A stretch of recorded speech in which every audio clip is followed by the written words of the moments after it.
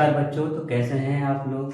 उम्मीद है आप सभी लोग बढ़िया होंगे, एकदम मस्त होंगे, एकदम स्वस्थ होंगे और जबरदस्त होंगे।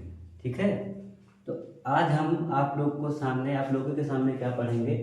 आज हम लोग पढ़ेंगे दांतों के बारे में। आज हम लोग क्या पढ़ेंगे, दांतों के बारे में पढ़ेंगे, मानव दांत के बारे में पढ़ेंगे। ठीक है, तो अब मानव दांत में क्या है ये देखेंगे। मानव दांत होते कितने हैं, है ना।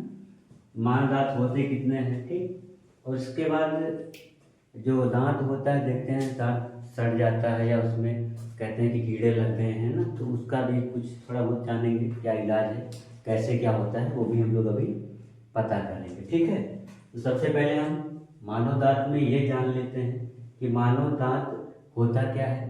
तो मानव दांत जो होता है वो एक टिश्यू होता है, हार्डेस्ट टिश्यू होता है। हार्डेस्ट टिश्यू का मतलब क्या है, हार्डेस्ट मतलब कठोर और टिश्यू का मतलब होता है उत्तक। यानी कि जो मानव दांत होता है वो कठोर उत्तक का बना हुआ होता है। यानी कि हम कह दें ये जो दांत है ये किससे बना हुआ है, ठीक, कठोर उत्तक का बना हुआ है। उत्तक क्या होता है, उत्तक मीन्स टिश्यू, यानी कि सेल का जो कॉम्बिनेशन होता है, ग्रुप ऑफ सेल जो होता है, उनसे जो नई चीज बन के तैयार होती है उन्हें हम टिश्यू कहते हैं। तो उन्हीं टिश्यू में सबसे हार्डेस्ट टिश्यू जो है, ठीक, वो क्या है, ये हमारे दांत के टिश्यू। ठीक, यही लिखा है यह कठोर उत्तक से बना होता है। तो हम कह सकते हैं जो दांत होता है वो कठोर उत्तक से बना होता है। अगर यही लाइन आप लोग इंग्लिश में लिखना चाहें तो इसे आप लिख सकते हैं कि teeth are made up from hard tissue. ठीक, नेक्स्ट है, अब बात ये आती है कि टीथ है किससे बना है, हम लोग जान गए हैं। अगर हम दांत के बारे में डीपली जानकारी ग्रहण कर लें या दांत के बारे में हम डीपली नॉलेज को इकट्ठा कर लें, एक तरह से जड़मूल से हम इसको पढ़ लें, ठीक, और जान जाएं कि इसमें कौन सी बीमारी होती, कैसे होती है, उसका इलाज क्या है। अब जहाँ बात इलाज की आई, मतलब वो क्या कर रहा है, इलाज कर रहा है, कौन करता है, डॉक्टर करता है। ठीक है, उसी तरह जो दांत है, दांत की जो पढ़ाई होती है, दांतों का जो अध्ययन होता है, दांतों के बारे में डीपली नॉलेज लेना जो होता है, उससे हम ओडेंटोलॉजी कहते हैं। इसको हम पढ़ते हैं डेंटोलॉजी, लेकिन आगे वो लगा होता है जो कि साइलेंट होता है। लिखा जाता है ओडेंटोलॉजी, लेकिन पढ़ा जाता है सिर्फ और सिर्फ डेंटोलॉजी। ठीक है, तो डेंटोलॉजी इसको हम कहेंगे। तो हम कहेंगे दांतों की पढ़ाई को क्या कहेंगे, दांतों के बारे में अध्ययन करने को क्या कहेंगे, तो आप लोग कहेंगे डेंटोलॉजी। लेकिन अगर कहीं स्पेलिंग रिटन में लिखना हो तो आगे आप लोगों को वो लगा लेना है। अब इस लाइन को आप इंग्लिश में लिखना चाहें तो क्या लिखेंगे, study of teeth is known as odontology. क्या लिखेंगे हम, study of teeth is known as dentology. ठीक, अब मान लीजिए किसी ने क्या किया, टीथ के बारे में डीपली नॉलेज लिया, ठीक, और उसने पूरा नॉलेज ग्रहण कर लिया, ठीक, रिसीव कर लिया। अब वो इंसान जो बन के तैयार होगा उसे हम कहेंगे डेंटिस्ट। क्या कहेंगे, डेंटिस्ट कहेंगे। या कहने का मतलब क्या हुआ, अब हमको दांतों में किसी भी प्रकार की कोई दिक्कत आएगी तो हम किसके पास जाएंगे, डेंटिस्ट के पास जाएंगे, उसी को दिखाने जाएंगे कि दांत में इस प्रकार की समस्या, ये दिक्कत है। ठीक, तो डेंटिस्ट क्या करेगा, दांतों का इलाज करेगा। ठीक, अगर वो दांतों का इलाज करेगा, पढ़ाई क्या करके आया, डेंटोलॉजी की पढ़ाई करके आया। अब आइए आगे देखते हैं।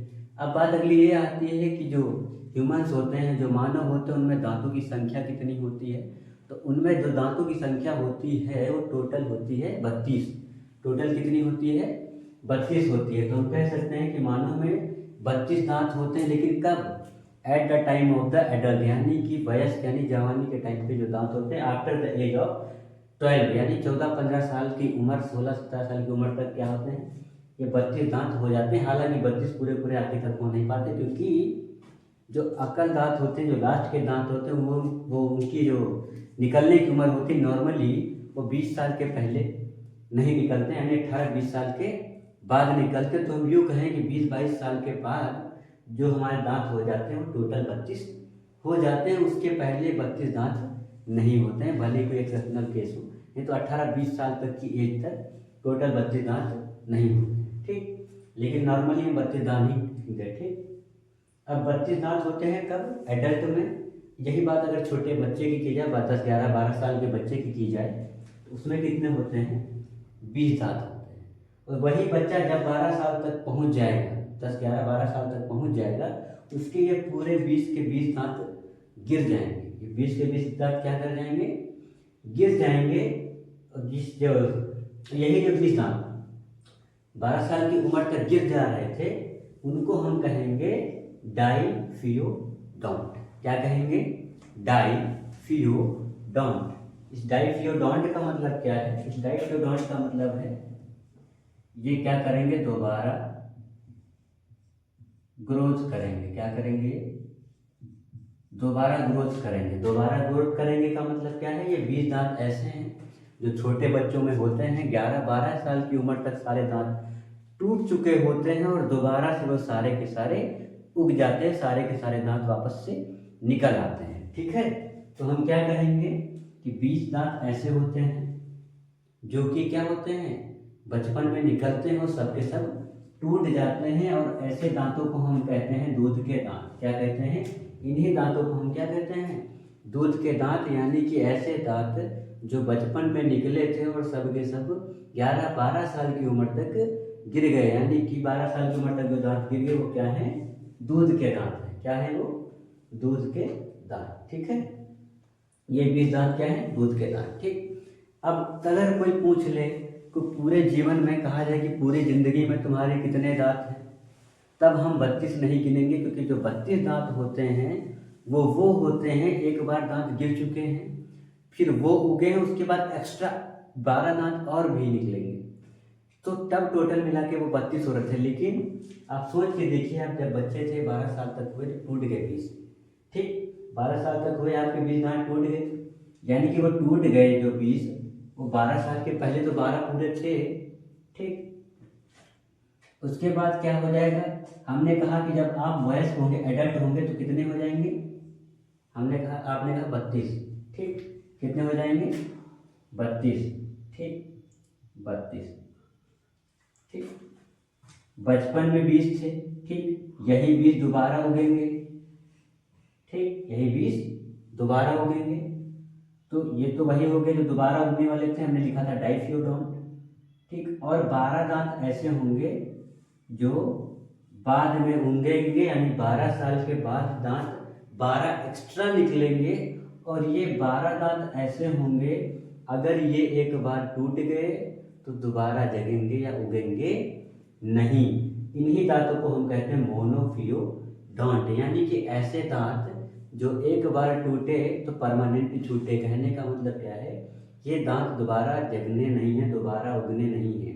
अगर ये 12 दांत में से एक भी दांत गिर गया तो खिड़की परमानेंट खुल जाएगी, यानी कि दांत परमानेंट के लिए उगेगा नहीं। अगर आप दोबारा से रेडीमेड लगवाना चाहें डेंटिस्ट के पास जाके तो वो लग जाएगा, वो अलग बात है, ठीक है।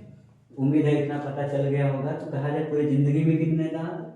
तो 52 दांत। पूरी जिंदगी में कितने दांत? 52 दांत। बचपन से जन्म लिए, मृत्यु हो गई मान लो, ठीक है। तो जिंदा होने से मरने तक के सफर में दांतों की संख्या 52, यानी 52। अगला आ जाओ। अब दांतों की परतों की बात करते हैं, ठीक। ये एक दांत है, ठीक। इस दांत में सबसे बाहरी परत आप देखिए, सबसे बाहरी लेयर है, उसको हम क्या कहते हैं? इनामेल कहते हैं। ये भाग कैसा होता है? सफ़ेद कलर का होता है। इस वीडियो को आखिर तक आप लोग देखिएगा, हम आपको बताएंगे इसका रंग सफ़ेद ही क्यों होता है, काला क्यों नहीं हो जाता है, ठीक। हरा क्यों नहीं हो जाता, गुलाबी रंग के दांत क्यों नहीं हो जाते, वो हम एंड में बताएंगे, ठीक है। तो इस पार्ट को हम क्या कहते हैं? इनामेल कहते हैं। और ये जो इनामेल नाम की लास्ट लेयर है, ये इनामेल नाम की जो सबसे ऊपर की परत है, जो दांत आपका होता है उसको जो सबसे ऊपर व्हाइट व्हाइट का पार्ट दिखता है, सफ़ेद रंग का जो भाग दिखता है, उसे इनामेल कहते हैं। वो इनामेल किससे बनेगा? कैल्शियम एपेटाइट से बनेगा। किससे बनेगा? कैल्शियम एपेटाइट से। तो हम कहेंगे दांतों का सबसे बाहरी भाग किससे बना हुआ होता है? तो आप लोग कहेंगे कैल्शियम एपेटाइट का बना होता है। किसका बना होता है? कैल्शियम एपेटाइट का। तो दांत का वह भाग जिसका रंग सफ़ेद होता है वह कैल्शियम एपेटाइट से बना हुआ होता है, और उसे हम इनामेल कहते हैं। ठीक। अगला भाग पे आओ, ये हो गई फर्स्ट लेयर। अब सेकेंड लेयर कौन सी है? ये यानी कि डेंटाइन। सेकेंड लेयर का क्या नाम है? डेंटाइन। ठीक, यहाँ हमने लिख रखा है सबसे पहले इनामेल आएगी, फिर डेंटाइन, फिर पल्प, फिर रूट कैनाल, फिर नर्व्स एंड ब्लड सेल्स। ठीक, सबसे बाहरी लेयर ये क्या है तुम्हारी? जो सबसे बाहरी लेयर है ये तुम्हारी क्या है? इनामेल। क्या है? इनामेल। ठीक, इनामेल के बाद सेकेंड लेयर यानी कि ये लेयर, ये क्या है? डेंटाइन, यानी कि इसको हम क्या कह देंगे? इस लेयर डेंटाइन। ठीक, डेंटाइन लेयर कहेंगे। और डेंटाइन लेयर कहेंगे किससे बनी हुई होती है? तो आप लोग कहेंगे कैल्शियम फॉस्फेट। ठीक, सबसे अपर लेयर बनी थी कैल्शियम हेपेटाइट की, उसके बाद वाली लेयर जो बनी हुई होती है वो कैल्शियम फॉस्फेट की। ठीक, वो सेकेंड लेयर को हमने बोला क्या है? डेंटाइन।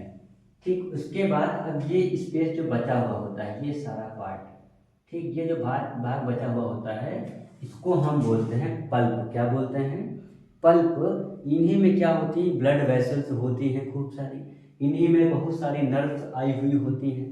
ठीक, नर्व्स करती क्या है? तो नर्व्स का जैसे हम लोग खाना खाते हैं कभी कभार, जब ये दांत वात खराब हो जाता है, कैसे खराब होता है भी बताते हैं। मान लो कि आपके दांत में यहाँ पे गलती से कुछ आपने खाना खाया, ठीक, वो जमा रहा। ठीक, अगर वो जमा रहा, ठीक, अगर मान लो ज़्यादा दिन तक जमा रहेगा वो, अगर वो ज़्यादा दिन तक जमा रह जाएगा तो वहाँ पे धीरे धीरे काला काला सा पार्ट हो जाएगा। मान लो यहाँ पे दांत खराब होना शुरू हुआ, ये वाला देखिए, मान लो यहाँ पे दांत खराब होना शुरू हुआ, इतना पार्ट दांत का खराब हो गया। ठीक, ये इतना पार्ट दांत का क्या हो गया? खराब हो गया। अब इतना पार्ट खराब हुआ तो ये इनामेल वाली लेयर मान लो खराब हुई, पहले कुछ टाइम तक खराब होती गई, खराब होती गई, इनामेल वाली लेयर खराब हुई। तो सबसे ऊपर वाली लेयर कौन थी? मान लो ये लेयर क्या है? इनामेल। ठीक, इनामेल। दांत सड़ रहा था ऊपर ऊपर, दांत ऊपर ऊपर खराब हो रहा था। आपने कहा कोई टेंशन नहीं, खाने पीने में कोई दिक्कत नहीं आ रही है, होने दो इसको जो होना है। ये क्या हो जाएगा? यही दांत खराब होना और बढ़ जाएगा। अब इनामेल के बाद ये इंटर कर जाएगा खराब होते होते कौन सी लेयर तक? सेकेंड लेयर डेंटाइन तक। कहाँ इंटर कर जाएगा? डेंटाइन तक। अब यही जो तुम्हारा दांत खराब था, ऊपर सड़ने लगा था, इसे हम खुड़किल कहते हैं। यही खुड़किलपना क्या होता है? गांव की भाषा में खुड़किल कहते हैं। अब ये और स्पेस घेरता चला जाएगा, ये दांत खराब होते होते होते होते डेंटाइल वाले पार्ट तक चला जाएगा। यानी कि दांत तुम्हारा यहाँ पे खराब हुआ था, ये पूरा पार्ट खराब करते करते करते करते डेंटाइल तक पहुँच गया। और जैसे ही ये डेंटाइल के बाद अगली लेयर में इंटर करेगा, जैसे ही डेंटाइल के बाद अगली लेयर में इंटर करेगा यानी कि पल्प में, जैसे ही ये पल्प में इंटर करेगा, किसमें इंटर करेगा? पल्प में इंटर करेगा, क्योंकि पल्प वाला ही पार्ट जो होता है वहीं पे सारी ब्लड वेसल्स आई रही होती हैं, वहीं से सारे नर्वस यानी न्यूरॉन्स, नर्व क्या कह सकते हैं, नर्वस सेल्स यानी कि ऐसी कह सकते हैं न्यूरॉन्स, नर्वस सेल्स जो हमारे ब्रेन तक सिग्नल्स को ले जाती हैं। कहने का मतलब ऐसी नसें, ठीक, जो दांतों में जो भी दिक्कतें आ रही, जो भी बातें दांतों से हो रही वो दांतों की बातें दिमाग तक पहुंचाने का काम करती हैं। नर्व्स क्या करती हैं? जो दांतों में नर्व्स होती है वो दांतों की बातें दिमागों तक पहुंचाती हैं। कहाँ तक पहुंचाती है? दांतों की बातें दिमाग तक। ठीक, दांतों की बातें दिमागों तक पहुंचाती है। कैसे पहुंचाती हैं? मान लो अब ये ऊपर तक मामला था, यहाँ तक खाते पीते बढ़िया चल रहा था सब मामला चलकर, अब तुम लोग कुछ खाए, ठीक, अब मान लो कुछ खाए, अब ऑलरेडी ये सड़न यहाँ तक जा चुकी है। अगर सड़न जा चुकी है मतलब इसमें कोई बैक्टीरिया वायरस कुछ होगा। अब यहाँ पे ब्लड है तो यहाँ से तुम्हें दर्द होना शुरू हो जाएगा। क्या हो जाएगा? दर्द होना, पेन होना शुरू हो जाएगा, क्योंकि यहाँ ब्लड वेसल्स हैं। ठीक है, अब यहीं से तुमको दर्द होना शुरू हो जाएगा। ठीक, दिक्कतें महसूस होने लगेंगी। ठीक, क्या महसूस होने? दिक्कतें महसूस होने लगेंगी। तो ये जो ज़्यादा दर्द ओवर जब दिक्कत कब पड़ता है? जब दांत खराब होके पल्प वाले पार्ट तक यानी थर्ड लेयर तक जब तुम्हारा दांत खराब हो जाता है तब ओवर दिक्कत करता है। तब जाके आप उस सिचुएशन में आप उसको कैसे सही कराएंगे? उस सिचुएशन में अगर आप डेंटिस्ट के पास जाते हैं तो उसको सही कराने के लिए एक ट्रीटमेंट होता है, उसे बोलते हैं RCT। क्या बोलते हैं? RCT, root canal treatment. क्या बोलते हैं? Root canal treatment. कहने का मतलब यहाँ से लेके ये वाला जो पार्ट है यहाँ पे आया, तो ये रूट कैनाल पार्ट पूरा एक में ही होता है, पल्प वाले पार्ट में ही ये रूट कैनाल होता है। यहाँ तक का भाग जब खराब हो जाता है तो इसका ट्रीटमेंट किया जाता है, इसे बोलते हैं RCT। इसमें क्या होगा, अब इसमें इन्फेक्टेड एरिया होता है, तो किया क्या जाता है, इस इन्फेक्टेड एरिया को कुछ केमिकल्स या कुछ दवाइयों की मदद से इंजेक्शन के थ्रू इसका एरिया में जो खराबी होती है, जो कह सकते हैं सड़न गलन आ गई थी, जो बैक्टीरिया आ गए, तो सारे वापस से निकाल लिए जाते हैं। ठीक, उसके बदले में कुछ अलग से इसमें क्या पदार्थ कोई डाल दिया जाता है। उसके बाद फिर क्या किया जाता है, ऊपर से एक एक्स्ट्रा लेयर लगा दी जाती है। जैसे इसमें इनामेल था, इनामेल प्रोटेक्ट कर रहा था पूरे इंटरनल पार्ट को दांत के, उसी तरह अलग से कुछ एक वाइट लेयर लगा दी जाती जिससे दांत के अंदर के ऑर्गन प्रोटेक्ट रहें, क्योंकि पहले जितना मजबूत थे अब उतना मजबूत नहीं रहेंगे। ठीक, आइए आगे इसके बारे में हम लोग जान चुके हैं। इधर आ जाइए। तो ये मैंने ये बताया। अब ये रूट कैनाल हो गई, इसी की पार्ट है। रूट कैनाल एक ऐसा एरिया होता है जहाँ पे नर्व और ब्लड सेल्स एक साथ आई हुई होती हैं।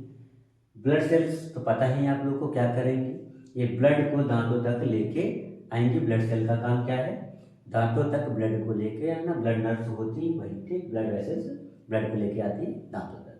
नर्वस सिस्टम क्या है, नर्व्स क्या है, नर्व्स क्या करती है, दांतों के सिग्नल दिमाग तक पहुंचाती है। ठीक, ये बात मैं पहले भी बता चुका हूँ। ये कंप्लीट हो गया। अब दांतों के हम टाइप्स पढ़ते हैं, दांत कितने टाइप्स के होते हैं। ठीक, दांतों के टाइप्स का कहने का मतलब सीधा सा यही है कि हमारे जो दांत होते हैं उनको हम काउंटिंग आसानी से कर सकें। उनके शेप साइज के बेसिस पे, शेप और साइज के आधार पर हम उनके अलग अलग नाम दे देते हैं, उन्हीं को हम कह देते हैं दांतों के प्रकार या टीथ के टाइप। ठीक, तो अब सबसे पहला टाइप क्या है, इंसीजर। इंसीजर सबसे पहला टाइप, जिसे हम कहते हैं कृतक। इनकी संख्या कितनी होती है, 8। ये संख्याओं में कितने होते हैं, 8। दूसरा क्या है, कैनाइन, इसे हिंदी में रदनक कहते हैं। इसकी संख्या कितनी होती है, 4 को। तो हम याद रखना, incisor 8, canine 4। Next premolar. Premolar कितने, 8, इसे बोलते हैं 8 चौरंगा। इसकी संख्या कितनी है, 8। प्रीमोलर की संख्या 8 और मोलर की संख्या कितनी, 12। तो हम कहेंगे मोलर कितने, तो आप लोग कहेंगे 12 यानी 54। ठीक, एक एक करके हम डीपली पढ़ते हैं एक एक दांत को। ठीक, सबसे पहले इंसीजर। इंसीजर कौन से दांत हैं, ये जो सामने वाले दांत हैं, ये 4 गो। ठीक, कहने का मतलब क्या है, आप हल्का सा भी मुंह खोले, जो सामने एकदम दिख गए 4 गो नीचे 4 गो ऊपर, वो क्या कहलाते हैं, वो कहलाते हैं तुम्हारे इंसीजर कहलाते हैं। ठीक, ये सामने वाले जो 4 दांत होते हैं, आप मुंह खोलेंगे एकदम फ्रंट में चारों दांत जो है वो क्या कहलाएंगे, इन्हें स्माइल टीथ कहते हैं, नोज टीथ कहते हैं। स्माइल टीथ और नोज टीथ क्यों कहते हैं, आप जैसे ही हंसेंगे तो डब्बा खुलेगा, यानी कि मुंह खुलेगा, और मुंह खुलेगा तो सबसे पहले सामने वाले दांत दिखेंगे, और जो सामने वाले दांत होते हैं उनको हम कहते हैं इंसीजर। अगर ऐसे न याद कर पाए तो इसे हम नोज टीथ के हिसाब से याद कर सकते हैं। नोज टीथ के हिसाब से आप लोग कैसे याद करेंगे, तो नोज टीथ के हिसाब से आप लोग ऐसे याद करेंगे। आप लोग की ये नाक है, इसके फ्रंट से लीजिए, ये जहाँ तक ये नाक आएगी उस एरिया में जो 4 गो दांत आएंगे उनको हम लोग कहेंगे इंसीजर। तो नाक के जस्ट सामने नीचे जो दांत होते हैं उनको क्या कहते हैं, इंसीजर कहते हैं। अब ये इंसीजर करेंगे क्या, ये जो आप लोग खाना खाएंगे, जैसे आप लोग खाना मान लो रोटी तोड़ के खाते हैं तो सबसे पहले इसी से काटते हैं। तो हम कह सकते हैं कुछ भी खाएंगे तो सबसे पहले सामने वाले दांतों का ही यूज़ करना पड़ेगा। किस लिए यूज़ करना पड़ेगा, क्योंकि सबसे पहले कोई भी चीज़ खाओगे तो उसको काटना जरूर पड़ेगा। पानी पी लिए वो अलग मामला है, पानी काटना पीटना नहीं होता, वो तो डायरेक्टली अंदर गया, उसका नहीं इसमें काउंट करना है कि पानी को काटना है। पानी नहीं काटना है, पानी कटेगा भी नहीं। तो जितनी भी चीज़ें खाएंगे हम तो सबसे पहले काटेंगे। काटेंगे कौन से दांतों से, सामने से काटा। ठीक, कहाँ से काटा, सामने से काटा, तो सामने वाले दांत क्या करेंगे, खाने को काटेंगे। ठीक, ये होते कितने हैं, 4, हमने बताया 4। ये 4 यही हैं, क्या है, इंसीजर हैं। आई लिखा है मैंने, इसी को हम इंसीजर कहते हैं। ठीक, हिंदी में क्या कहते हैं, कृतक कहते हैं। 4 नीचे 4 ऊपर, 4 दांत नीचे 4 दांत ऊपर वाले जबड़े में, कहने का मतलब नीचे वाले अगर 4 होंगे तो ऊपर वाले 4 होंगे। ठीक, तो इनको आप लिख लीजिए, इंसीजर कितने थे, 4 नीचे 4 ऊपर, कितने हो गए ये, 8। ठीक, आगे आइए। ये उम्मीद है आपको समझ में आ गया होगा स्माइल टीथ इनको हमने क्यों कहा। अगला है कैनाइन। कैनाइन जस्ट बगल में, इंसीजर के जस्ट बगल में एक नुकीला दांत इधर है, एक नुकीला दांत इधर है। ठीक, जैसे हमारा मार्कर आप देख लीजिए, ऊपर से नुकीला भाग है। ये नुकीले भाग दांत जो होते हैं, कहने का मतलब आप नाक से जोड़ रहे थे, नाक के जस्ट सामने 4 दांत आ रहे थे, उन 4 के एक इधर का एक इधर का। ठीक, यानी कि सामने वाले के बाजू वाले दोनों, एक इधर एक उधर, ये क्या कहलाते हैं? कैनाइन कहलाते हैं। ये नुकीले होते हैं। ठीक, इनका काम क्या होगा? ये भोजन को फाड़ने का काम करेंगे। काटना अलग है, फाड़ना अलग है। फाड़ने में ज़्यादा मेहनत, काटने में कम। तो ये भोजन को क्या करेंगे? फाड़ने का काम करेंगे। इसीलिए आप लोगों ने देखा होगा, जो जितने भी कह सकते हैं कार्निवोरस एनिमल्स होते हैं, कार्निवोरस मीन्स मांसाहारी जीव होते हैं, उन सभी के दांत जो कैनाइन वाले होते हैं वो लंबे होते हैं। कैनाइन वाले दांत तो क्या होते हैं? वो लंबे होते हैं। ठीक है, वो लंबे क्यों होते हैं? क्योंकि उनको चीर फाड़ करने की ज़रूरत ज़्यादा होती है। उनको चीर फाड़ करने की ज़रूरत ज़्यादा होती है। इसी वजह से क्या होते हैं, उनके जो ऊपर वाले दांत होते हैं, ये वाले कैनाइन वाले, ये क्या करते हैं? चीर फाड़ करने का काम करते हैं, नुकीले होते हैं। ये हमने बता दिया है। किसमें पाए जाएंगे? मांसाहारी जीव में पाए जाएंगे। अब जैसे इसको आपने याद किया था नोज टीथ के नाम से, इसको याद करेंगे आइस टीथ के नाम से। किस टीथ के नाम से? आइस। आंखें यहाँ हैं, आंखों के जस्ट सामने फिंगर लेके आएंगे आप लोग, तो 2 नुकीले दांत जस्ट सामने ही आएंगे। वो दोनों नुकीले दांत किसके होंगे? तो कैनाइन के होंगे। ठीक, एक इधर एक इधर, यानी कि हम क्या कहेंगे? कैनाइन कितने हैं? 2 होंगे ऊपर वाले जबड़े में और 2 होंगे नीचे वाले जबड़े में। टोटल कितने? 4। ठीक, आगे आइए। प्रीमोलर। प्रीमोलर कौन सा दांत होता है? कैनाइन पढ़ी है। प्रीमोलर जस्ट ऊपर, यानी कि प्रीमोलर ऐसे दांत होते हैं जो नॉर्मली आपको हंसेंगे, खाएंगे, ठीक, दिखेंगे नहीं। क्यों? क्योंकि वो गाल के पीछे हैं। वो दांत गाल के पीछे हैं, क्योंकि हम मुंह खोलेंगे तो सिर्फ हमारे लिप्स खुलेंगे, लिप्स होंठ ही खुलेंगे, होंठ खुलने से सिर्फ हमें सामने के दांत दिख सकते हैं 4। बहुत ज़्यादा मुंह डब्बा खोल दिए तो तुम बाजू वाले 2 और देख लिए, कैनाइन भी देख लिए, लेकिन और जो बाकी के हैं वो गाल के पीछे छिपे हुए होते हैं। अब वो गाल के पीछे छिपे हुए होते हैं, इसी वजह से उसको हम कह देते हैं चीक टीथ। क्या कहते हैं? चीक। प्रीमोलर यानी कि चीक टीथ। क्या कहेंगे? चीक मीन्स गाल। तो जो गाल के पीछे 4 गो दांत हैं उनको कहेंगे प्रीमोलर। अब ये 4 दांत जो गाल के पीछे क्या काम करेंगे? ये चबाने का काम। हमने यहाँ से काटा, अब काटने के बाद हमारा मुंह चलता रहता है, यानी कि वो खाना चबा रहे हैं। पीछे वाले गाल के पीछे वाले दांत क्या कर रहे हैं? खाने को चबाने का काम कर रहे हैं। तो पूछा जाए खाने को चबाया कौन? प्रीमोलर चबाया। खाने को काटा कौन? ठीक, या खाने को चीरा फाड़ा कौन? तो कैनाइन चीरा फाड़ा। खाने को काटा कौन? इंसीजर काटा। इंसीजर ना याद कर पाओ तो सीजर। सीजर होती है कैंची। कैंची काम क्या करती है? किसी चीज को काटने का काम करती है। तो हमारे सामने वाले दांत क्या हैं? कैंची है। कैंची यानी इंसीजर, सीजर है। ये क्या करेंगे? खाने को काटने का काम करेंगे। प्रीमोलर क्या था? हमने बोला प्रीमोलर हमारे चीक टीथ है। क्यों है? कि गाल के पीछे है, गाल के बगल में दिख नहीं रहे हैं। ये प्रीमोलर क्या होते हैं? बच्चों में नहीं पाए जाते हैं। अगर हम पूछे कि बच्चों में प्रीमोलर होते हैं तो आप लोग कहेंगे बच्चों में नहीं होते। ये देखिए बच्चों में, ठीक, इंसीजर पाया गया सामने के चारों, यानी ये सीजर जो सामने वाले होते हैं स्माइलिंग टीथ वो चारों होते हैं। उसके बाद कैनाइन। कैनाइन 2 होते हैं एडल्ट में और 2 ही बच्चों में, यानी कि कैनाइन का हिसाब किताब बराबर होता है, इंसीजर का भी बच्चों में हिसाब किताब बराबर होता है। अब बात आती है प्रीमोलर की। तो प्रीमोलर जो बच्चे होते हैं, इसमें प्रीमोलर बच्चों में क्या है लिखा हमने। प्रीमोलर क्या है? एब्सेंट है, यानी कि प्रीमोलर बच्चों में नहीं है।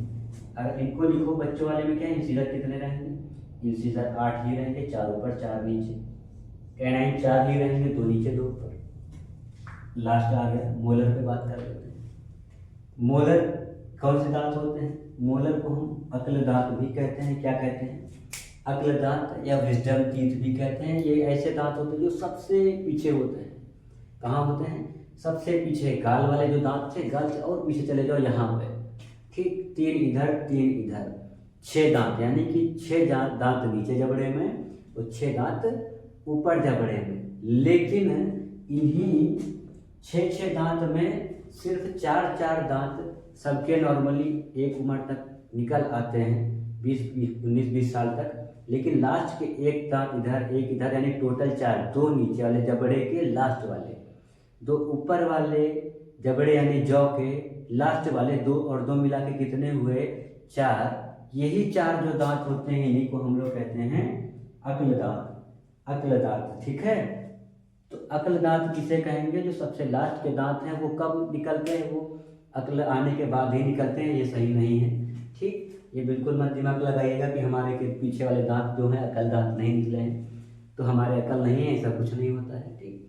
ये निकल आते हैं, बहुत लोग ऐसे हैं उनके निकलता ही नहीं है। बहुत लोग ऐसे भी होते हैं कि 25-30 साल के आसपास भी दांत निकलता है, वो लास्ट वाला होता है, ठीक। ये कितने होते हैं संख्या में? 12 होते हैं। संख्या में 12 कैसे? 3 इधर 3 इधर। ये सिर्फ एक जौ की बात कर रहे हैं हम। इसी तरह का दूसरा जौ बना लेंगे, दूसरा जबड़ा काउंट करेंगे तो दांत सेम की सेम ही काउंट करना है, क्योंकि संख्या दोनों में सेम सेम होती है।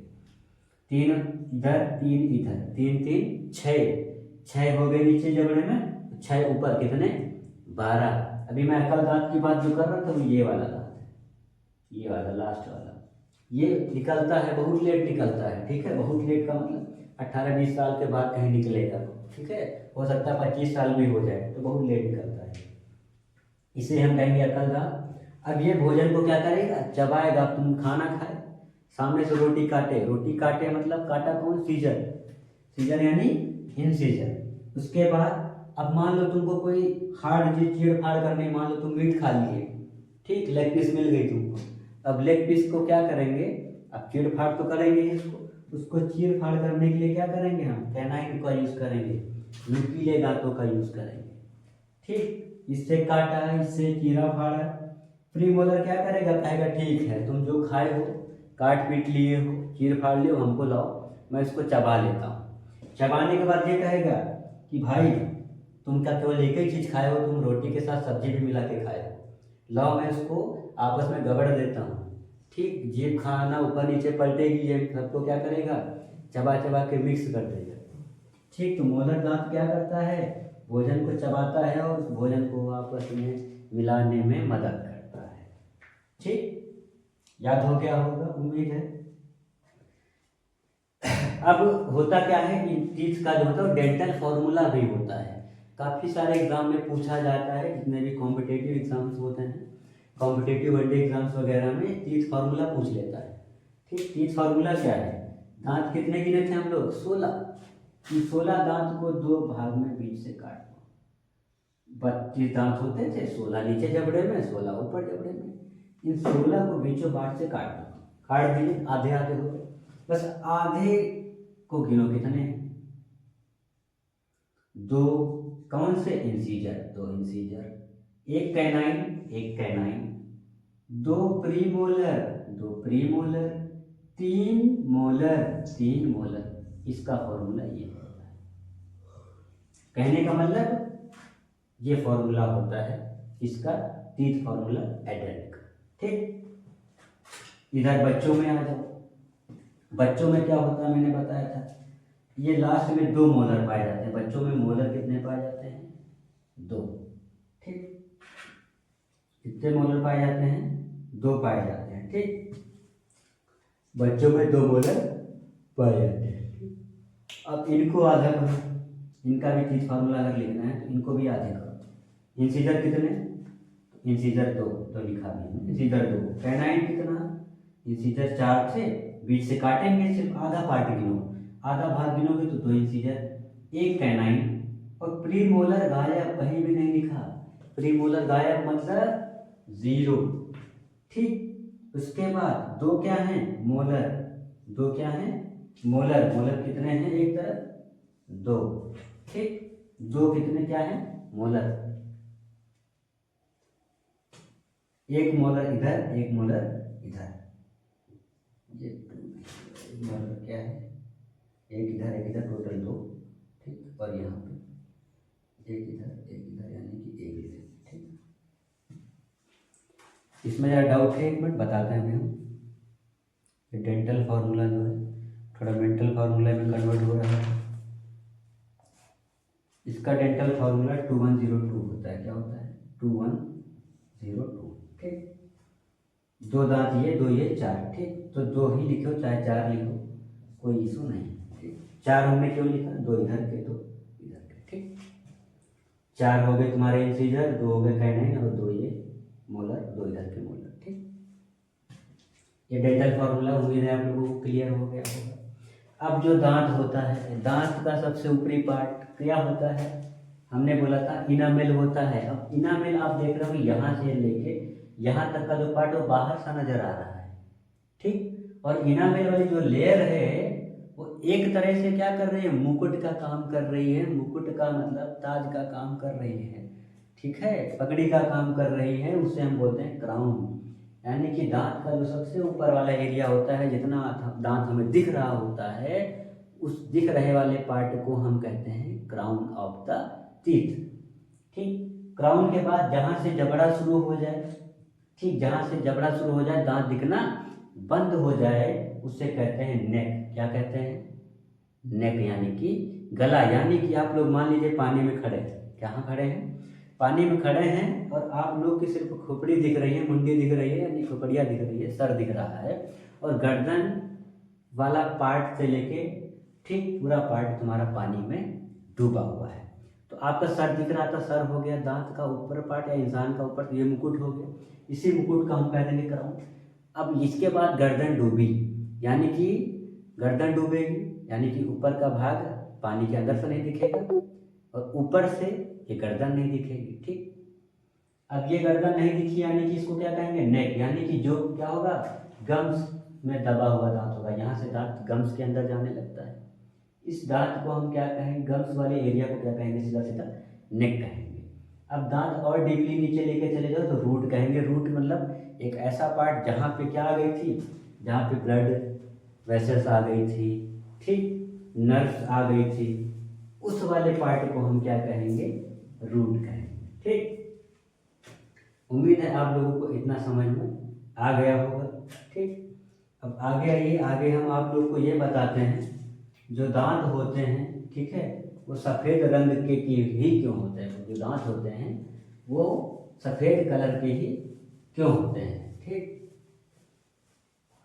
तो अभी तक जो पढ़े थे उसके आगे का पार्ट अब देखते हैं। आगे हम ये देखते हैं कि जो दांत होता है, अभी हम लोग दांत दांत करते आ रहे थे, वो दांत जो होता है वो सफ़ेद रंग का क्यों होता है? तो दांत हमारा अगर पूछा जाए सफ़ेद रंग का ही क्यों होता है, काला क्यों नहीं हो जाता, है ना, वाइट की जगह भूरा क्यों नहीं हो जाता, पीला क्यों नहीं हो जाता, है ना, दांत का रंग कुछ भी हो सकता था। तो दांत का रंग अगर पूछे काला ही क्यों नहीं होता है या और कलर क्यों नहीं हो जाता, तो आप लोग कहेंगे दांत होता है तो दांत हमें दिखता कहाँ है? तो सबसे ऊपर की लेयर ही हमें दिखती है, जो कि कैसी दिखती है? वाइट। अब जितनी लेयर हमें वाइट दिख रही है वो इनामेल वाला पार्ट है और डेंटाइन वाला पार्ट है। जो हम लोग पार्ट देख रहे हैं वो इनामेल दिखता है, उसके नीचे की लेयर जो है वो डेंटाइन है। और ये दोनों लेयर किससे बनी है? ये लेयर बनी है कैल्शियम हेपेटाइट से और कैल्शियम फॉस्फेट से। तो हम कहेंगे तो दांत होता है जो उसका अपर पार्ट यानी जो बाहरी लेयर होती है वो कैल्शियम एपेटाइट और कैल्शियम फॉस्फेट से बने होने के कारण, ठीक, वो बने भी होते हैं एक दोनों से, और इनका एक स्पेशलाइजेशन होता है आपस में, एक अजीब सा कह सकते हैं, एक अलग सा इसमें क्या होता है? एक पैटर्न होता है आपस में, इनका अलग सा कॉम्बिनेशन होता है। उस अजीब से या उसका एक विशिष्ट बोल दे तो स्पेशल कॉम्बिनेशन की वजह से, एक स्पेशल कॉम्बिनेशन की वजह से या स्पेशल पैटर्न की वजह से क्या होता है? उसी पैटर्न से क्या होती है? जो लाइट होती है, यानी लाइट का मतलब प्रकाश जो होता है वो रिफ्लेक्ट कर जाता है।